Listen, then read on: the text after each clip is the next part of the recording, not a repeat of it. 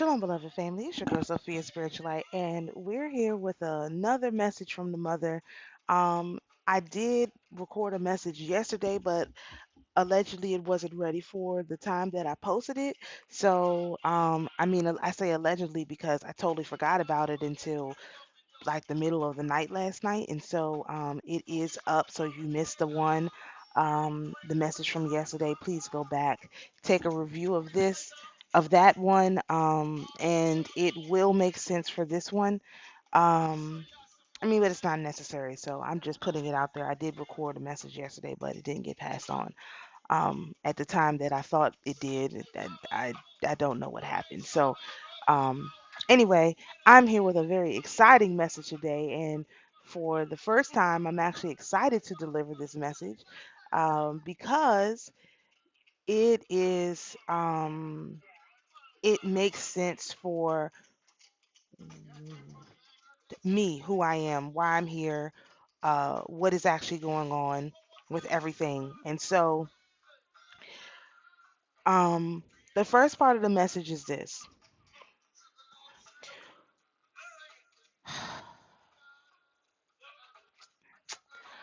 I think it behooves us to go back and look at what the curse that was put upon us when for being put out of the garden, for when it was time to go. We had spent enough time partying in the garden, and then it was time to go on to um, have some other experiences, and that's the way that we need to frame it.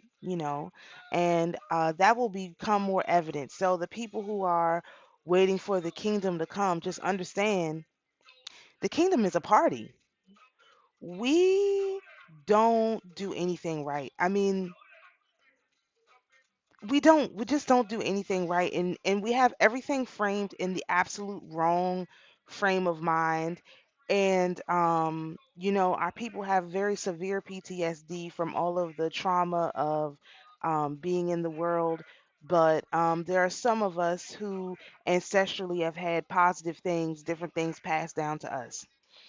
And so the first part of this message is in regards to um, for the sisters, our mitochondria and our ability to reproduce. And it has been said many, many different times that, well, let me say it this way. Rod Hayes, I've heard him say it many times that we once had the ability to self-reproduce. We didn't need a man to reproduce. We did it on our own. And if you listen to the interview that he did, Black Magic, with Dr. B on the mitochondria, you will understand that mitochondria is only passed down through our bloodline, the black um, indigenous uh, woman. With that's only passed down through our bloodline. The men don't pass down mitochondria when from what they describe, when the sperm enters the egg, the male mitochondria that's in the tail, and it doesn't get to enter the inner temple. It has to leave its mother and father and cleave to its wife. That's what happens on the cellular level, and that's why certain things are written the way that they are. And so first thing we're going to do, let's go back, and we're going to look at Genesis 3 and 16.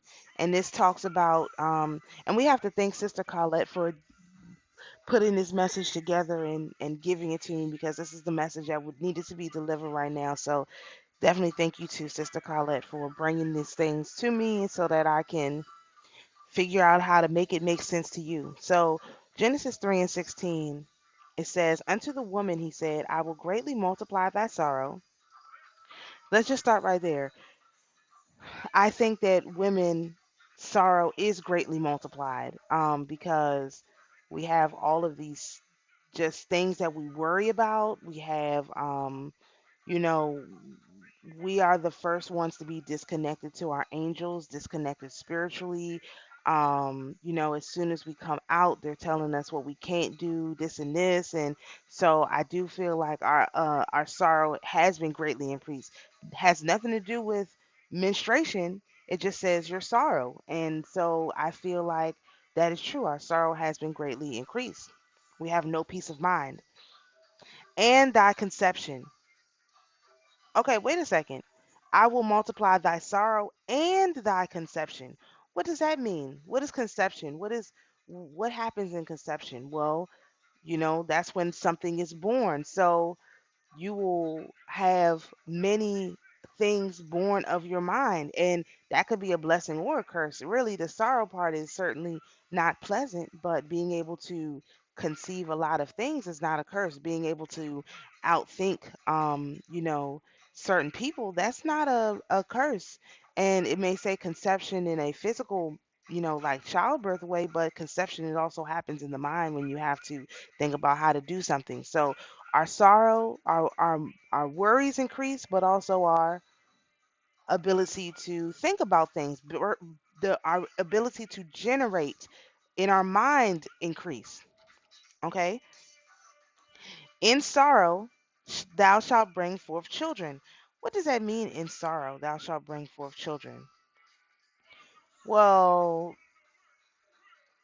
if the sorrow that was just mentioned was um overthinking, that means you have to think about bringing about children instead of just being able to do it. It's a whole process you have to do to be able to conceive, as opposed to what? As opposed to what? If this is the curse, what is it in opposed to? As opposed to when we did not need that, when we did it on our own for whatever our own reason was. So now it's done in sorrow, in thinking, in planning, in counting days, in all of this stuff. Ovulation cycle. I did a video about that on my channel. You can definitely go back and look at that. Right? In sorrow shalt thou bring forth children, and thy desire shall be to thy husband. What does that mean? Well, before, maybe our desire was to ourselves. And when we wanted to conceive, we self conceive. But now we have to have the man to conceive, right? He shall rule over thee. Why is that? Because now the way it's set up, the man has control over when the women have children, when the women are able to conceive. Whereas conceive physically. Whereas before the women could conceive on their own, they didn't need a man. Now you need a man. That is the way. That was the curse of the tree of knowledge. Because before we knew that that's what men were for, that's not what we use men for. Well, I mean, it was if there was just Adam, but that's a whole nother thing. We won't go there. But that's not what that's not what men were used for. Men weren't used for conception. Men were used for partnership. Well, Adam created Eve for a helpmate, not created, but he wanted a helpmate. He wanted a partner so he wouldn't be lonely. Before, we had men so that we wouldn't be lonely. We would be partnered up. Now we have men. If we want to have children, you have to be with a man. There's no getting around it. You must be with a man. So that's just what that thing is. And so we have to rethink a lot of these things to know what they really mean. So that's the first part of it. So um in addition, we do understand that this is true because think about the Immaculate Conception. Because Mary was perfect, she had the ability to self-conceive. So it wasn't that everybody has tried to say that it's not what it says in the book, but it is what it says in the book. It's just that we don't understand that that was our curse, was to be denied that ability to self-conceive, whereas before we could easily self-conceive and now we can't. And so because we can't now, as a result of the curse. But as we come out of the curse, all praises to the most high, that's one of the skills that we should get back. So you see all of these women in the nation, getting pregnant and so on and so forth. Hey, that is us taking back our ability to self-conceive, and not only physical birth, but think about it as intellectual birth. We are the ones, the females in the nation are the ones who are really pushing things forward, one way or another, either behind the scenes or in front of the scenes. But the women are the ones who are pushing things forward. The women are the ones who are pushing the information out there and who are pushing us up out of this curse. It's the women, and it had to be the women. Why? Because Eve is the one who ate from the tree first. She's the one who listened to the serpent and ate from the tree. So it has to be the women who bring us out of the men can't bring us out of this. And I always said, man, why can't it? No, it has to be the women. We have to bring our people out of this. There's no other way around it. We got our people into this state. We have to bring our people out. And I always felt like it was like I have to bring my people out of this, every all the time I would say this stuff like that. I have to help people. I have to help people. That's why we have to help people, because we got our people into this situation, and it wasn't a bad situation because we also got the ability to conceive thoughts by ourselves. Whereas before we did, our thoughts were not our own thoughts. Our thoughts were the Most High's thoughts. Now we're able to have thoughts that are of our own, and now our thoughts that are of our own have to be thoughts that move us out of this situation. We have to have the immaculate conception within ourselves every day, where we think that our people are going to have our freedom, and then we do. And so this is why it had to be someone like me encoding this stuff into the ley lines in the way that I'm doing it, because it can't be nobody else. It literally can't be a male. A male is not going to do it. A male is they're going to give it their best. They're going to put out what they can do, but a male cannot tell us what to do. A male is not going to get us out of this. It's going to be the sisters that get us out of this. And we have to step up. This is why I was so upset. I would say upset is a bad word, but this is why I was a little bit hyped up yesterday about people not taking more action. We have to do more work. There's far more work to be done, but we don't understand what the work is, and that's what the next part of this message is about. But I just want to make sure everybody understand. Our sorrow shall be increased, meaning our responsibility shall be increased, but so shall our conception. And so, because our responsibility is increased, we are able to think more about that. And the thing that I have said many times that correlates with this, which made um,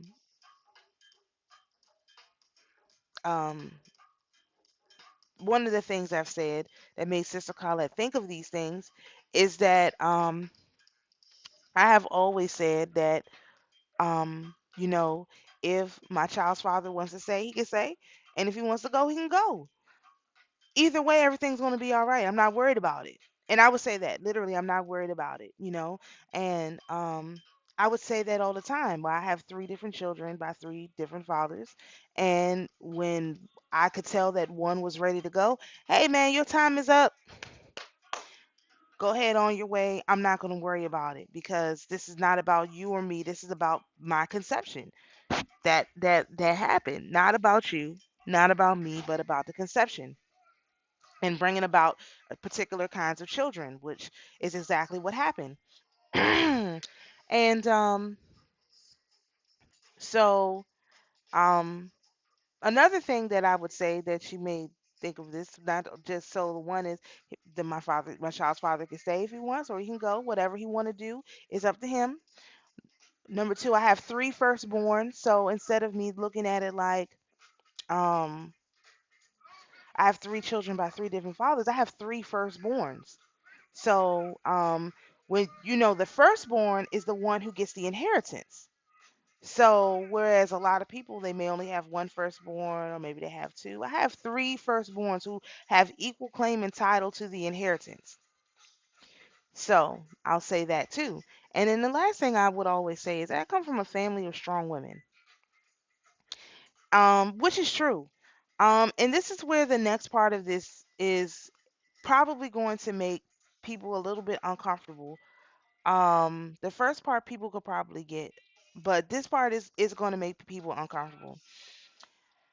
When I said I had come from a family of strong women, What does that mean? What did that mean? What did I mean when I say that? And I can tell you, in my family, my grandmother had five sisters, and we have a lot of very strong traditions. And the traditions that we celebrate are traditions that have always been celebrated in our family. And when people come into our family, they take on our traditions. That's what happens. And so a lot of y'all saw my picture of my Thanksgiving, whatever celebration that we did with my family. That's a family tradition that comes from my family. That's what we always do. We get together. Matter of fact, my family traditions are in line with certain things in the Bible I'm starting to now understand, and that's why we do them. So, one of the major things in my family is hospitality. Hospitality has always been primary. And what does hospitality mean? I've done a lot of stuff on this. I could talk about hospitality until I'm blue in the face, but let me break it down in the simplest way I can. Hospitality is the ability to bring someone into your household who is a stranger, and when they leave out of your house they feel like family. My family does that. That's what we do. We are experts at that. And we did it through food. And I'm going to tie this in, and you're going to understand this in just a second. We did this through food. And so my grandmother at the church, she and her sister, they were the ones that did all the cooking for the church. That's what they did. And wow. Oh, all praises to the Most High. So that's what they did. And not only did they do it for the church, then we would have family dinners at home too. Now, my family, we had we had lots of family dinners. It wasn't just one. We had family dinner every Sunday. They this is what they would do. They would what whoever would cook, it would be kind of like potluck style, but my grandma would usually make um the meat, and she would make the cake. And oh my goodness, this is so crazy. She would make the meat and she would make the cake almost every week. And then my aunt, she would make the sides. Wow, this is amazing. Oh my goodness, this is amazing. So when so what would happen is the sisters would all get together, and after we ate, we would play cards and laugh and tell stories and catch up with people, so on and so forth. So we'd have a meal together, and then we would celebrate. We did that every single week. And I always said that I was grateful that my grandmother didn't have to go through this COVID stuff, because they couldn't do it anymore because of all the rules and all of that stuff that was going on. So she was gone before this stuff came up, and there was no more celebrations every week. And I have another story about that that I'll tell at another time. But so she didn't have to go through it. She got to end her life when the people or her people got together every week to eat and to play cards. So let's go to Leviticus 1,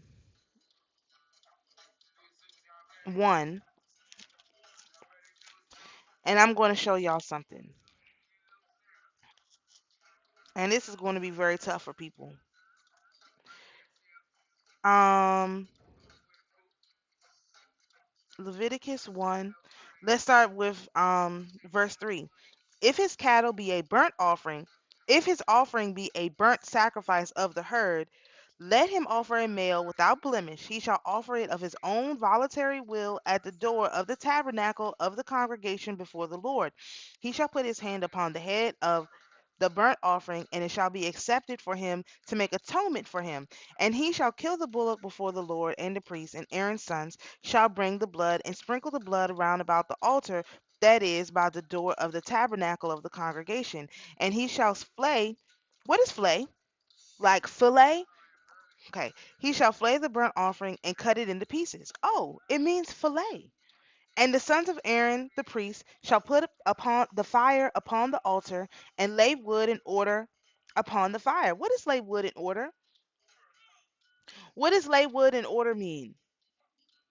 Just keep going. And the priests, Aaron's sons, shall lay the parts and the head and the fat in order upon the wood that is on the fire, which is upon the altar. But his inwards, meaning his innards, and his legs shall he wash in water. And the priest shall burn all on the altar to be a burnt sacrifice, an offering made by fire of a sweet savor unto the Lord. So wait a minute. Oh, I want y'all to make sure y'all understand this because I think y'all missed it. When you go to make a burnt sacrifice, specifically a burnt sacrifice to the Lord, you take your animal, butcher it, fillet it into pieces, and you take the head and the fat, you burn that down for the Lord as the burnt sacrifice. Well, what do you do with the rest of it? The part that you just filleted, what do you do with that? What do you do with the rest of it? I mean, for real, what do you do with the rest of it? Because the next thing it says, um, it tells you how to kill it and this and that. It tells you the flocks, blah blah blah blah blah. It just goes on. It doesn't expound upon what you do with the rest of it. And this is the part y'all don't understand. It's called hospitality. When you First of all, we have to rethink what the temple was entirely. What do you think the temple was? What is laying the wood in order? What does that mean? Why does the Most High want the fat as the sacrifice?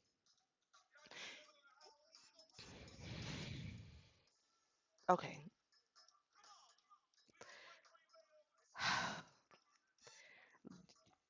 It was a party. The priests were barbecue masters. They laid the wood in particular order, which you do if you're a barbecue master, so that the meat can cook evenly, and all the fat that burned out of the meat, that was for the Most High. And then the rest of the meat you took and you sat and you ate. I want y'all to understand that because I have always gotten a lot of flack for being a meat eater. And I tell people all the time, because of the fact that I bleed, I have to eat meat because that's the best way to replenish my iron. But I don't think a lot of y'all have ever had real meat that's butchered in the way that they describe here by a righteous person. And I say that because I can tell you haven't. Now, I have talked about this before, but I'll just briefly explain it again. The very One of the things that I used to do when I was back home is I had found a farm that did a meat share. And what I would do is um I would drive an hour and a half from home to get meat, eggs, milk, and vegetables. And that's what I would feed to my family. And I did that for well over a year, until I moved down here, and it was unmaintainable to go up there for that. But I did that for well over a year. And when I switched my family from grocery store meat to meat from the farm, nobody got sick. Everybody was well. And things were people's minds brains function different, and when I would cook, the food would taste way different. So then when I had to downgrade when I moved to Florida, um I've seen a noticeable difference in the food, the health of my children because I've downgraded my meat, not just the meat, but the vegetables too. Everything's been downgraded. Florida is, um, anyway, I'm not going to talk about Florida. I'm a refugee in this state at this point, so, um, I'm just going to keep it like that. But the part that I want, and so y'all need to go back and reread this Leviticus. And I have another thing I want to read from here before I go on to the next thing. In Leviticus 2:13, I want y'all to understand that what I'm saying is exactly true. And every oblation of meat offering So basically, every time you put some meat on the altar, put it on the grill, okay? By the pit masters, the priests, okay? Every oblation of meat offering shalt thou season with salt. Wait a second. Whoa. You gonna you have to season the meat before you put it on the altar. Don't just put no meat on the who seasons food and who doesn't season food. When you look at the Bible like this, it makes it your book. When you don't look at it like this, it makes it someone else's book. This is our book. We season food. We do. That's something we do. We season food. Okay? Us. Other people don't season the food. That lines up with the scripture that says, "What good is it that of salt that has lost its savor?" Also, he shall make us the salt of the earth. We are the flavor of the earth.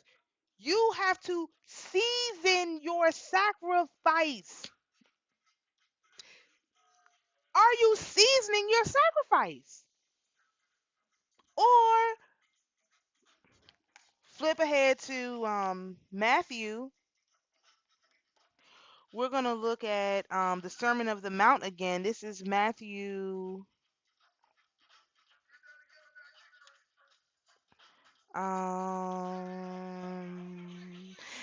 6. Um, Matthew 6 1. This is the King James version, so it's going to sound a little bit different. Yeah, it's going to sound a little bit different than other versions, but um it says, "Take heed that ye do not your alms, which is sacrifice or fasting, before men, to be seen of them. Otherwise ye have no reward of your Father which is in heaven. Therefore, when thou doest thine alms or fasting, do not sound a trumpet before thee, as the hypocrites do in the synagogues and in the streets, that they may have the glory of men. Verily I say unto you, they have their reward." Okay, so when you do your sacrifice, when you do your fasting specifically, don't make a big deal about it, because you get your reward at that time if you make a big deal about it. So let's go back to Genesis. And we talked about the curse of Eve. No one ever talks about the curse of Adam. Verse 17. This is going to read 17 and 18. And unto Adam, Genesis 17:18. Unto Adam he said, "Because thou hast hearkened to the voice of thy wife, and hast eaten of the tree which I commanded thee, saying, Thou shalt not eat of it, cursed is the ground for thy sake. In sorrow shalt thou eat of it all the days of thy life." Woo! The curse of Adam is to eat from the ground. What does that mean? What does that mean? What does that mean? Let's keep reading. "Thorns and thistles shall it bring forth to thee, and thou shalt eat the herb of the field." Hold up, wait a second. Because it's a lot of people out here telling people that the way we're supposed to eat is vegetarian. It's a lot of people like that. But right here it says that's the curse. The curse of Adam is to eat the herb. The curse. The curse of Adam is to eat the herb. That's the curse. It says it in the book that that's the curse. Now, for people who are, "Oh, the book is not did." Okay, so if the curse is the curse for Eve, but not for Adam. See, y'all not gonna do that to me. I believe the Bible is true in its entirety. I just believe we don't have the understanding, but I believe it's true. And I also believe that they put stuff in there to hijack it. However, I also still believe that the hijacks are true. I believe the Bible is true. Now, if I believe the Bible is true and it's telling me that curses the ground for thy sake, in sorrow shalt thou eat of it all the days of thy life, thorns and thistles shall it bring forth to thee, and thou shalt eat the herb of the field. What does that mean?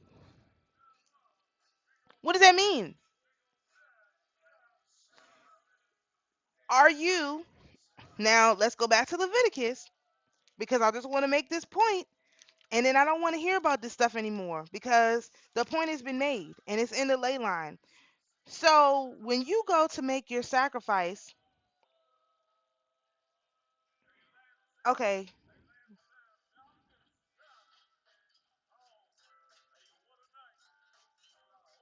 hold on, let me see.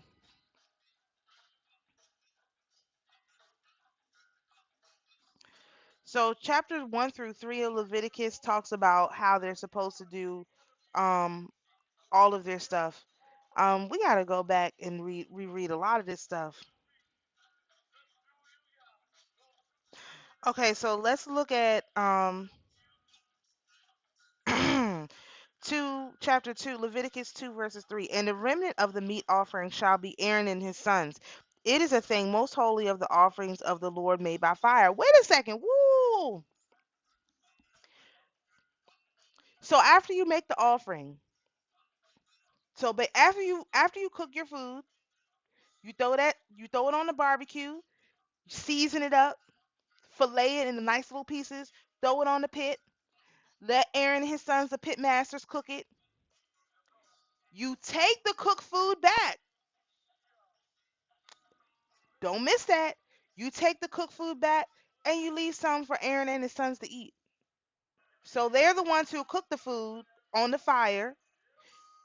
They give you the meat back and you take the remnant, or you give a remnant to Aaron. So what were the priests doing? Who were the real priests then? What is the role of a priest? So I always thought, not always, but I have recently thought, man, my grandmother and them, they'd always just did all this cooking, and I really didn't get a lot of spiritual stuff from that side, which is not true. But I had been, trying to wrap my mind around what spiritual stuff I got from my mother's side. Because I knew the spiritual stuff I got from my father's side, that was all the stuff with the angels, right? So I got that part. Now I understand the cooking. That's what the priests did. They were cooks. They cooked the food to the pleasure of the Most High. And then they gave it to the people to eat, and they kept a little portion for themselves to eat. What is that? It's hospitality. It's hospitality. You bring your offering of food, the people who know how to cook and make sure they get that seasoning right, those are the ones who cook the food. Then you come back, you pick your food up, you give some to the priest. What do you think a restaurant is? What do you think a restaurant is? What do you think that is? You have a priest back there cooking up your food. They are passionate about their food. They want it to be perfect. When you have someone who's a cook around, and anybody who knows me knows, I want my food to be perfect. And I don't usually eat my food first. I let everybody else eat, and then I will take the remnant and eat that for myself. Because why? When I prepare meals for my family, it's a sacrifice. It is literally a sacrifice. I cook, I've said this before. I have to cook for my kids every day. They are they do not play that leftovers and all of that stuff. I have to cook every single day. Another thing here, so it does talk about here we go.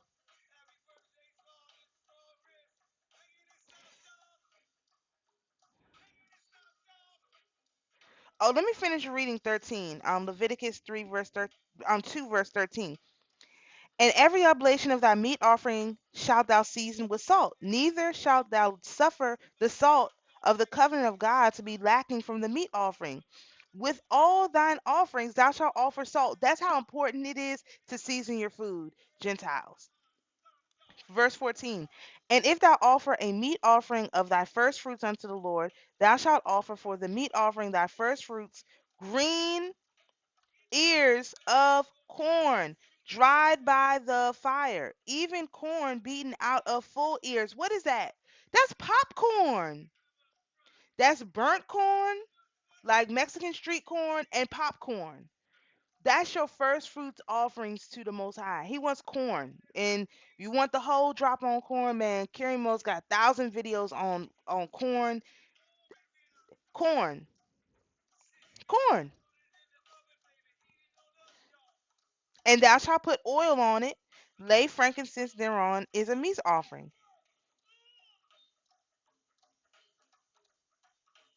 All right. Let me see what it says about the lamb. There's something. Okay, so I mentioned my grandmother would always make meat and she would make cake. So let me bring that up right here. Verse 11: No meat offering which ye shall bring unto the Lord shall be made with leaven. For ye shall burn no leaven, nor any honey in any offering to the Lord made by fire. Well, what is unleavened? What is unleavened bread? What is They say that unleavened bread is like those crackers and stuff, but what if it's cake? It doesn't it they use this term meat offering very loosely. So what if it's cake? What if when you have your meat offerings, you also have your cake? Your sweet breads. It just says no honey, but honey wasn't the only type of sugar they had. That's crazy. They didn't sweeten everything with honey. It's always more than one kind of sweetener. So I just wanted to bring that up. So the whole time I thought my grandmother was just doing her thing. No, this is what a priestess would do. They would they would probably season up the meat so it was right. Okay, the what? So nothing in here mentions the priestess. I'll bet you anything they took it out.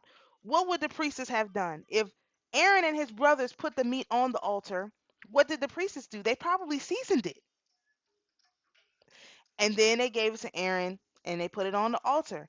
What did the priestess do? They probably made the cakes to go with the meat offering. Why would you need it all together unless you were sitting down to have a meal, a party? So let's bring up real quick the Day of Atonement. Now, I don't know how there's no instructions that I can see how you're supposed to celebrate Day of Atonement. So this is what I did from a video I listened to by Sister Pat. Um, as far as the meal is concerned, when we had the Day of Atonement meal, there was no burnt offering, right? You had a vegetarian dinner, which is probably a hijack. But anyway, nonetheless, there was no burnt offering. So that means, oh, even the priest had the day off because there was no burnt offering. You would make your meal of whatever it was. You made your meal, and then you actually ate your meal. You made a plate for the Most High, and everybody took a bite off of that plate, right? You had dinner by candlelight, so that the priest could have a break off from all a day off from all of that cooking. And then after you finish eating, you will go and take a walk around the block or whatever, take a walk, go out in nature, and then you get in your bed and you go to sleep. And maybe there's other stuff, you clean your house and all of that. Okay, I got all of that, right? But I'm just talking specifically about the meal portion. So if the Day of Atonement is basically having dinner with the Most High, what in that dinner he was very specific about how he wants it to be done. What is the regular sacrifices? How could they not be having meals? How could they not be cooking the food, cooking the actual food, making the actual burnt offering sacrifice, and then sharing it with people, having a party? Because if our people are together, there's going to be music. So another thing I'm gonna bring up real quick, I think y'all missed it in the Smoky God. In that book, The Smoky God, those brothers that went up to that place, they were partying for the entire 2 years. How do we know this? Well, the first thing they did was met the people on the boat who were partying, and then they were taken by their hosts from city to city partying. What exactly do you think they were doing? They were partying the whole time. That was literally 2 full years of partying. And then after 2 full years of partying, going to meet all these people, why would these people I'll go on to that part in a minute. But 2 full years of partying, right? Okay, so wait, before I get, no, well, let me finish this now since I already started talking about it. 2 full years of partying, and then they was like, okay, well, we need to try and go back because it's been 2 full years of partying and we need to get back. So how long we've been under the curse for between 400 and 4,000 years, right? So how long are you supposed to party to get over this? If they did 2 years, we at least have to be 10 full years of partying and enjoying one another. So when the message came through to rest, stop mourning, stop suffering, stop it. Because why? Again, back to the Sermon of the Mount.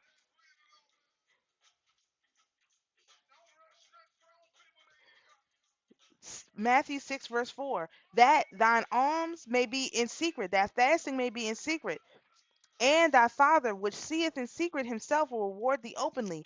If you are still suffering, that's with them. They have to suffer in silence. So if Psalms 83 is now required to suffer in silence, they're under the curse, then that means we should be enjoying in public. We should be celebrating in public. So this whole this is kind of like a roundabout way of getting to this, but I hope it makes sense. This whole idea of number one, that you have to be a vegetarian, that is what's required. That's the curse. And so if you're openly celebrating your curse, that means that you're getting your reward that you should have in heaven now. So anybody, not anybody, let me not say that. People who continue to chastise people for not being vegetarians or vegans or whatever. Meanwhile, you have this whole first three books of Leviticus where it's talking about how to do your sacrifices, which are basically how to prepare your meat for the party that you have with the Most High. Um, you're still under the curse, man. And I'm not saying that you have to start eating meat right now, this and that, but just think about these things. And if you're telling people, oh, you're not following the law because you're eating meat, well, you're getting your reward here, which is fine. Get your reward here if you want to. But the Most High is not going to honor you for keep telling people that their diet is not what you say it should be, because technically that diet of eating the herb is actually the curse. And I'm under the blessing. See, I never lost. I'm under the blessing. And so because I'm under the blessing, I eat meat. This is why for those people who did the 22-day fast with us, that's why it was so hard, because that whole it the especially for women, because why? We are usually the ones who do the cooking for our families. And so it wasn't just that we weren't you know, it wasn't just that we weren't participating in the burnt offering or the burnt sacrifice. It's also that we weren't taking the remnant for our food like the Most High said. So we were foregoing the remnant, and we weren't foregoing the offering. The offering was still being made, especially if you're cooking for your family, but we were foregoing the remnant, which is what you're supposed to get. You're supposed to get a remnant of the food. And one more thing in this part I want to mention that I saw, that I know y'all are going to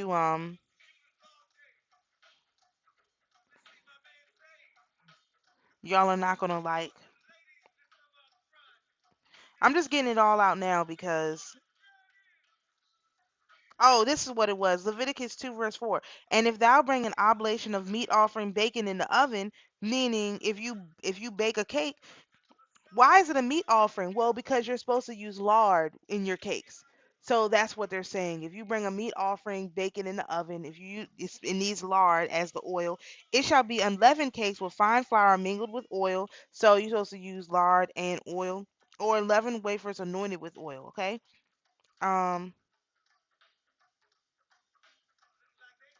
Listen to this. And if thy oblation be a meat offering baken in a pan, it shall be of fine flour unleavened mingled with oil. Meaning it's supposed to be coated, or it's supposed to have some gravy, sauce. When you mingle the flour with the oil, you add some water, you have gravy. Okay? And if the Oh, verse 7. And if thy oblation be a meat offering baking in the frying pan, woo! Wait a second. What do you do with a frying pan? Why would you have a frying pan? Unless you were frying stuff. Okay, let's keep going. It shall be made of fine flour with oil. What is something?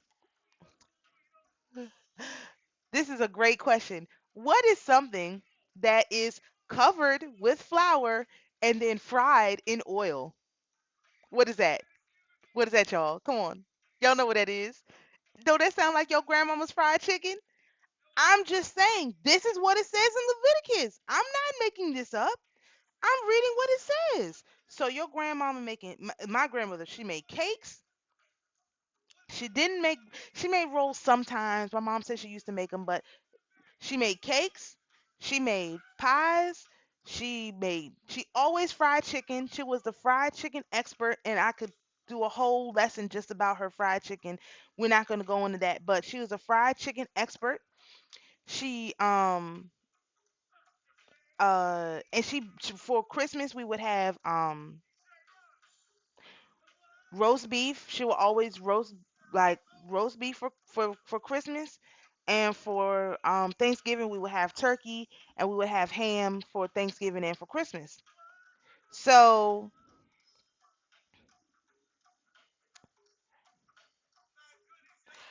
okay, so is that it?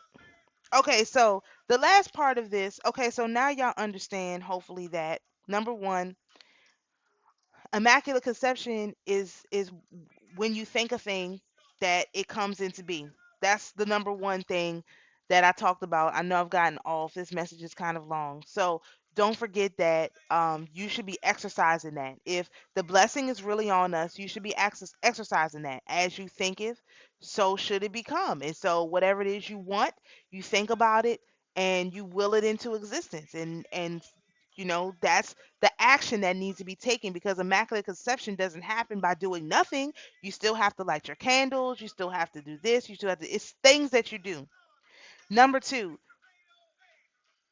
burnt offerings are done in a scene of a party essentially. And the priests are like the chefs at a restaurant. You bring your you it's a bring your own meat restaurant. You bring the meat in there, cut it into pieces, and the priestesses would season it up, and the priest would cook it. And then what else did you have? You had fried chicken, you had roast chicken, you had vegetable offerings, you had cake, you had singing and dancing. That's a party. All right. And so um before I get into the last part of that, I did tell y'all about this symbol here, and I would like to pass the message along that um, we have the capability of transmuting a lot of energy. And so, if you do want to go out and do things, um, and you not to the strip club, but most of y'all are older, grown and sexy. If you want to go to like a restaurant where they play music or something like that, you can carry the sigil of 644 on you, or this symbol here. And if you carry this with you, you will transmute all of the demons that are in there. You will transmute that energy, and because all of those demons have to flee, all of that energy will be as of a sacrifice to the Most High. The energy will be transmuted from their evil energy to good energy. So that's why they want us to stay confined to the internet. They don't want us to go out and be amongst people and celebrate and stuff like that, because you have the power, you have the ability, just by carrying the sigil and understanding what it means, your intent of transmuting the energy of people, because people don't know what they're doing. You can go into the room and transmute that energy with like I said, the 644, this sigil here, the final mem and Dalat. You can take, if you carry that on you, you will transmute the energy of every room you go into.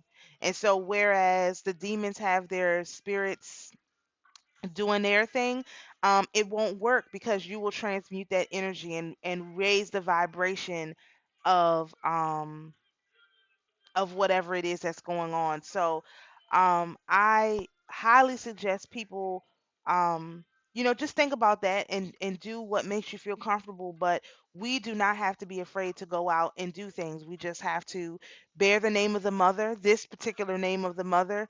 Um, uh will transmute that energy, and the mother, she's requesting our help in that regards to transmute the energy of the different places. So just sitting behind a computer or whatever on the internet and not going out and being the salt of the earth, the savor of the earth, is not going to work. We have to go out there and we have to be the savor, we have to be the salt, and we have to transmute the energy. So, like when I went with my family to the beach at night, we transmuted all of that. Whatever dark magic they've been doing there, we transmuted all of it.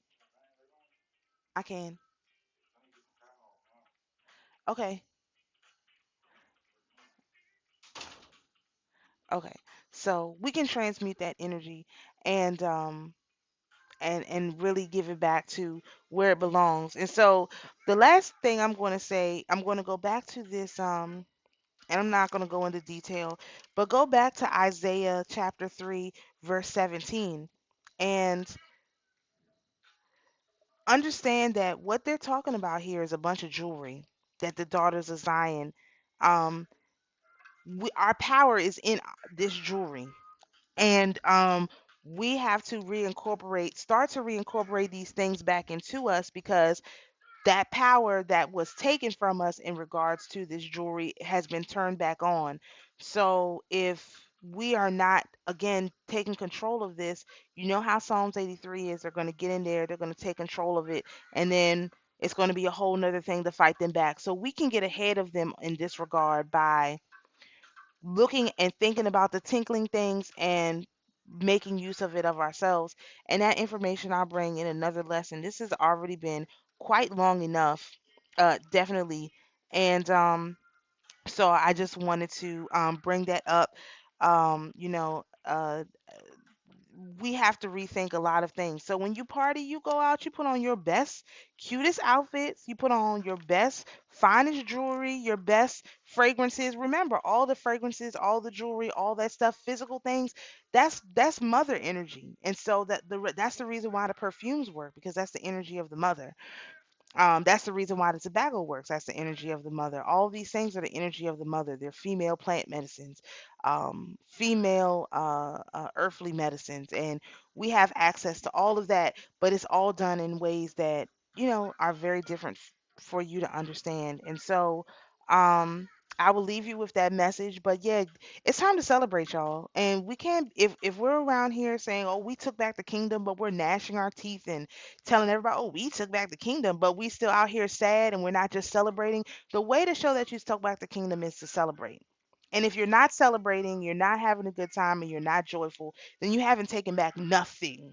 All you've done is like the Pharisees going, "We took back the kingdom," and you're gnashing of your teeth and you're not enjoying anything. So the whole idea is to enjoy this life that we have here. It's definitely time to retire. We need 10 years, and that's on the sigil from Elder Alman, the 10. We need 10 years of celebration before we even really get to the hard work. So, um, and the X is in the middle stands for 10 too. So we definitely need 10 years. We definitely need 10 years. 10 years of celebration. So 10 years of Jubilee, not 1 year.